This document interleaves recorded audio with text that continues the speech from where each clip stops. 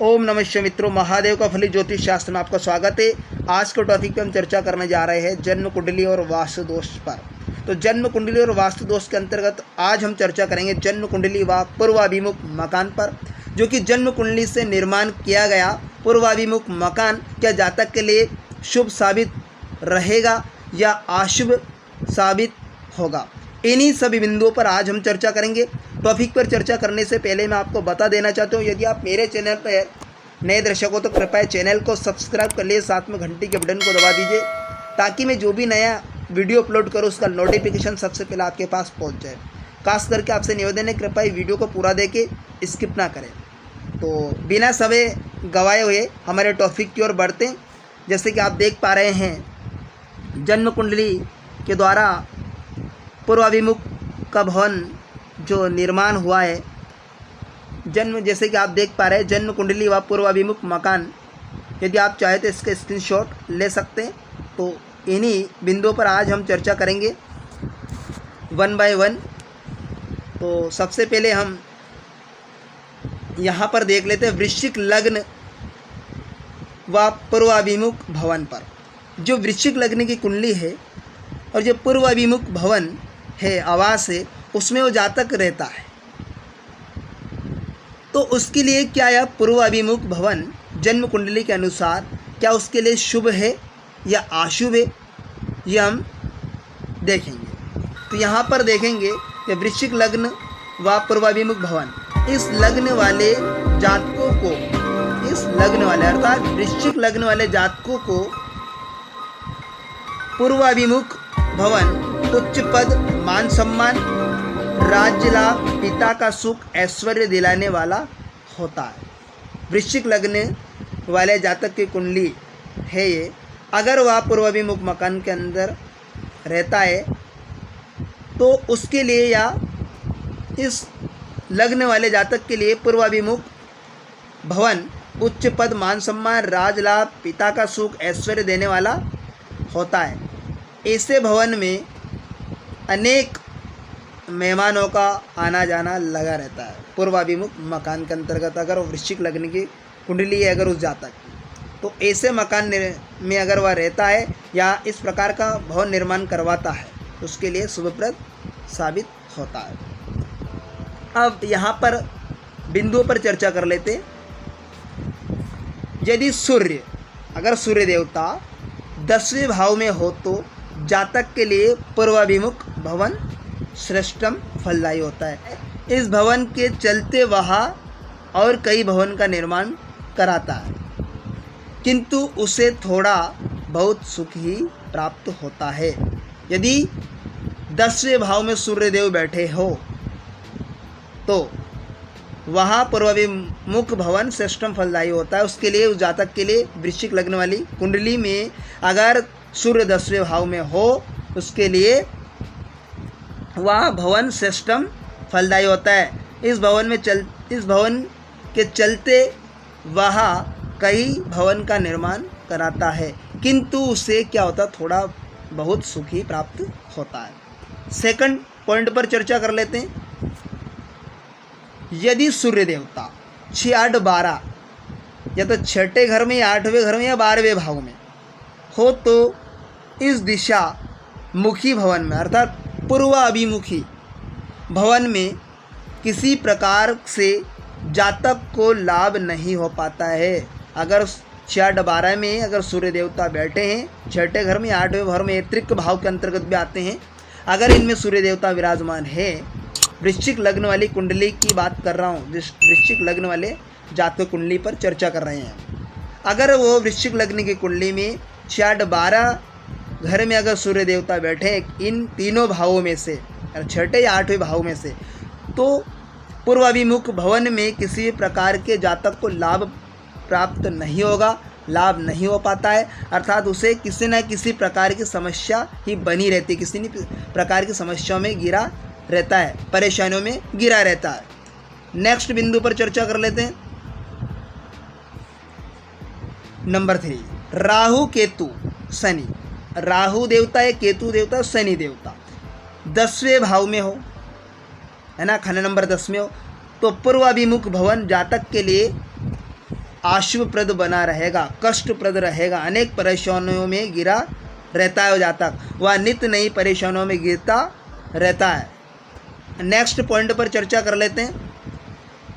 पंचम नवम दशम अर्थात पंचम या नवम या दसमस्त भाव में अकेला बृहस्पति देव बेटा अगर गुरु हो, पाँचवें घर में या नौवें घर में या 10वें घर में अकेला बृहस्पति देव बैठा हो, देवताओं के गुरु बृहस्पति देव हो तो, या साथ में चंद्रदेव भी हो तो गज केसरी योग बना हो, इन भावों के अंदर पंचम नवम दशम भाव के अंतर्गत युति बनी हो तो जातक को येन केन प्राक्रेण अनेक प्रकार पूर्वाभिमुख भवन शुभप्रद बना रहता है, उसके बहुत ही शुभ फलदायी रहता है उसके लिए, जातक के लिए पूर्वाभिमुख भवन का निर्माण अगर उसने किया, उसमें अगर वह रहता है जातक। वृश्चिक लग्न वाली कुंडली पर हम चर्चा कर रहे हैं। अगर किसी जातक के वृश्चिक लग्न की कुंडली और पंचम नवम दशमस्त भाव में अकेला है तो बृहस्पति देव बैठाओ, या साथ में चंद्रदेव की युति बनाकर गज केसरी योग की युति बनी हो, है ना, बृहस्पति देव चंद्र की युति बनी हो इन भाव के अंदर पंचम नवम दशम में, तो जातक के लिए वह शुभप्रद बना रहता है भवन। पंचम पॉइंट पर चर्चा कर लेते हैं। नंबर 5th पॉइंट पर हम चर्चा करते हैं। तो यहाँ पर यदि शुक्रदेव पंचम सप्तम व द्वादश भाव में हो, अर्थात शुक्रदेव 5वें घर में या 7वें घर में या 12वें घर में हो तो जातक के लिए पूर्वाभिमुख जो भवन है वो निर्माण किया है तो वह श्रेष्ठम फलदायी रहता है उस जातक के लिए, वृश्चिक लग्न वाले जातकों के लिए, तो वह श्रेष्ठम फलदायी होता है। उसकी हर मनोकामना पूर्णतः सफल होती रहती है। अगर वहाँ पूर्वाभिमुख भवन के अंतर्गत रहता है और वृश्चिक लग्न की कुंडली है, और वृश्चिक लग्न की कुंडली के अंतर्गत अगर पंचम सप्तम द्वादश भाव में अगर शुक्रदेव बैठे हैं, विराजमान है, तो उसके लिए पूर्वाभिमुख आवास श्रेष्ठतम फलदायी रहता है। उसकी हर मनोकामना पूर्णतः सफल होती रहती है। क्योंकि खाना नंबर 12 में अगर शुक्रदेव बैठे हैं तो कालपुरुष की कुंडली के अनुसार खाना नंबर 12 में मीन राशि होती है, मीन राशि में शुक्रदेव उच्च के हो जाते हैं। तो ऐसे में भी उन्हें क्या होता है, शुभ फल, अर्थात उन्हें क्या होगा, शुभ प्रद साबित होगा ऐसे जातकों के लिए। अगर पंचम में या सप्तम में भी बैठा तो भी वह पूर्वाभिमुख आवास श्रेष्ठतम फलदायी रहता है। तो अब हम उदाहरणार्थ वृश्चिक लग्न की जन्म कुंडली को देखते हैं। जैसे कि आप देख पा रहे हैं वृश्चिक लग्न की कुंडली है और लग्न में ही सूर्य देवता बैठे हैं, जो कि यहाँ पर ये दर्शाता है कि पूर्वाभिमुख मकान में जातक रह सकता है, लेकिन उससे थोड़ा बहुत सुख प्राप्त होता है।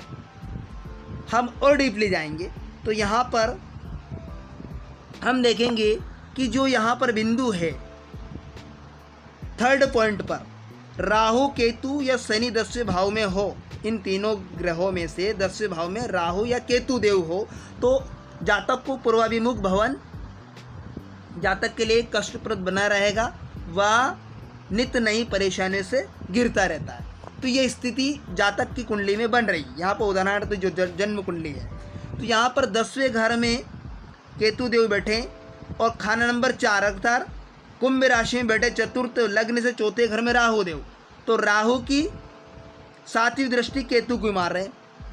अब केतु देव सिंह राशि में बैठे हैं, तो यहाँ पर जो सिंह राशि में जो ग्रह बैठेगा वैसा ही सूर्य का प्रभाव रहेगा। तो यहाँ पर देखेंगे कि जो पूर्वाभिमुख आवास होता है जातक के लिए वो अशुभप्रद रहेगा, कष्टप्रद रहेगा, नित्य नई परेशानियों में गिरता रहता है। तो यहाँ पूर्वाभिमुख भवन में अगर जातक रहेगा तो इसके लिए अशुभप्रद रहेगा वृश्चिक लग्न वाले कुंडली, जो ये जातक की कुंडली है। ठीक इसी प्रकार से अब यहाँ पर हम देखेंगे कि आप बृहस्पति देव की स्थिति देखते हैं, तो बृहस्पति देव की स्थिति हम यहाँ पर देखेंगे पॉइंट कि पंचम नवम दशम भाव में अकेला बृहस्पति देव और साथ में या चंद्रमा बैठे हो गज केसरी योग बनाकर, अर्थात चंद्रमा साथ में बृहस्पति देव के साथ में युति बनाकर बैठे हो, तो उसे सुप्रद बना रहेगा पूर्वाभिमुख भवन, उसके लिए साबित रहेगा जातक के लिए।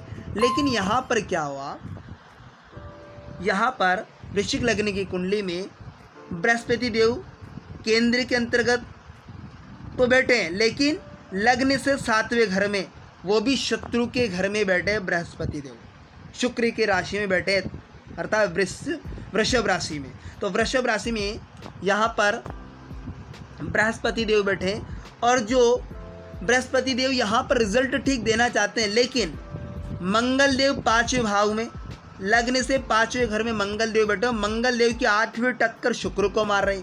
अब शुक्र की स्थिति यहाँ पर नेगेटिव हो गई, क्योंकि मंगल की टक्कर, मंगल की 8वीं टक्कर, तो यहाँ पर बृहस्पति देव का नेगेटिव रिजल्ट, उसे डेली वेजेस में कमी आएगी उस मकान में, अगर पूर्वाभिमुख मकान में रहेगा तो जातक, है ना, दाम्पत्य जीवन उसका खराब रहेगा। तो ऐसी स्थिति में क्या होगा, तो यहाँ पर भी पूर्वाभिमुख मकान उसके लिए शुभप्रद साबित नहीं होगा जातक के लिए। नेक्स्ट और देखते हैं, शुक्र के बारे में चर्चा कर लेते हैं। अगर 6-12 में, अगर 6-12 में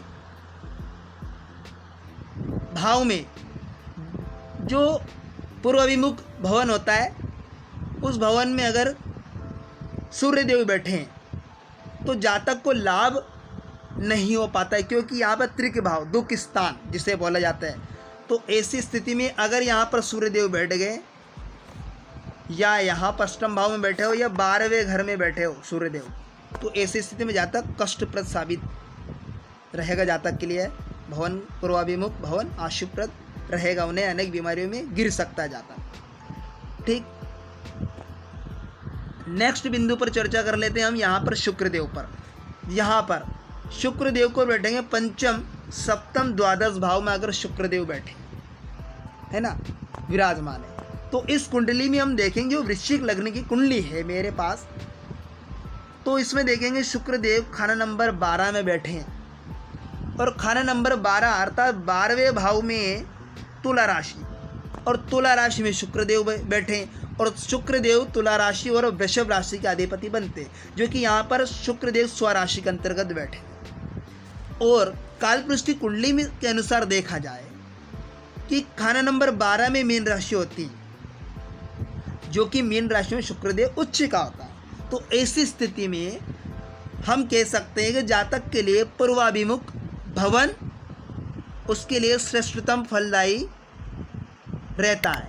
कैसा होगा? श्रेष्ठतम फलदायी रहता है। उसकी हर एक मनोकामनाएं पूर्ण हो जाती है, हर इच्छा होगी उसकी, हर एक मनोकामना पूर्ण होगी। तो इस प्रकार से हमने जन्म कुंडली को उदाहरणार्थ समझा, और हमने वृश्चिक लग्न कुंडली को हम अभिमुख भवन पर अप्लाई कर देखा कि कौन सा ग्रह शुभ साबित होगा, किस भाव में कौन सा ग्रह शुभ रहेगा और किस भाव में कौन सा ग्रह अशुभ होगा। इन्हीं सब बिंदुओं पर आज हमने चर्चा की। तो आशा करता हूँ आज का टॉपिक आज को बेहद ही इंटरेस्टिंग समझ में आया होगा। तो मिलते हैं किसी नेक्स्ट वीडियो में, तब तक के लिए आप मुझे दीजिए इजाज़त। ओम नमः शिवाय मित्रों।